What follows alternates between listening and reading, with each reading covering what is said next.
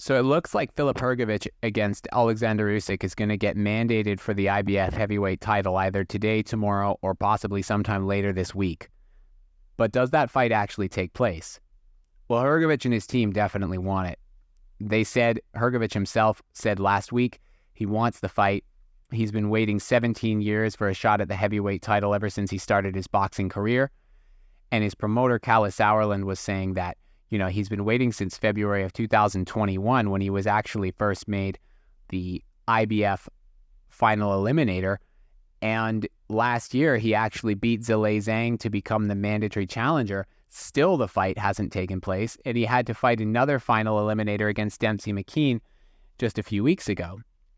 So from their point of view, they've been waiting a long time, and there's not really an incentive for them to take a step aside either, because if they do that, what are they going to do in the meantime? HRGOVIC is either going to remain inactive. Yes, he'll get some money, but he's going to remain inactive, or he's going to have to face another contender, in which case there's a chance that he could lose, and there's not really an incentive to do that when he's already been mandated as the challenger for Usyk's title. So with all of that said, HRGOVIC wants the fight.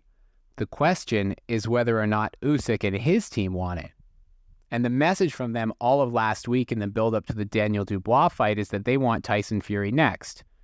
And it makes sense. It's the biggest fight in boxing that can be made right now for the undisputed heavyweight title. But realistically, how likely is it to take place? Personally, I don't think it will anytime soon because Tyson Fury is fighting Francis Ngannou in October. And after that, he's not going to be ready until at least the early part of next year. That's assuming he actually wants the fight to take place at all, and it's not clear that he does. So with that said, it probably works out where Alexander Usyk does end up fighting FILIP HRGOVIC towards the end of this year, which is a very difficult fight and one that he's not guaranteed to win, but one in which he has to take, otherwise he's going to potentially have to risk vacating his belt.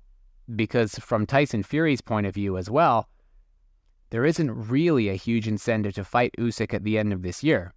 Fury himself is probably not ready to actually be prepared for that fight. And Usyk will have to fight one of the top contenders in the division, a fight that he does have a chance of losing. So really, from Tyson Fury's point of view, he can have longer to prepare and force Usyk to fight a very dangerous opponent. So it's kind of a win-win for him. And it really removes, as far as I can see, the incentive for Tyson Fury to get in the ring against Usyk early next year. The other thing that complicates things further is that Daniel Dubois and his team, Frank Warren and Queensberry Promotions, are launching apparently an appeal with the WBA over the result and the low blow incident in the Usyk-Dubois fight over the weekend. So that could complicate things even further because if that appeal was to be successful and a rematch between Usyk and Dubois were to be ordered, then Usyk would actually have two different obligations at the same time, Dubois in the rematch and also HRGOVIC with the IBF mandatory, and both of those would make the Fury unification fight probably even less likely to take place. So what happens next kind of all depends on what the various parties involved want to do.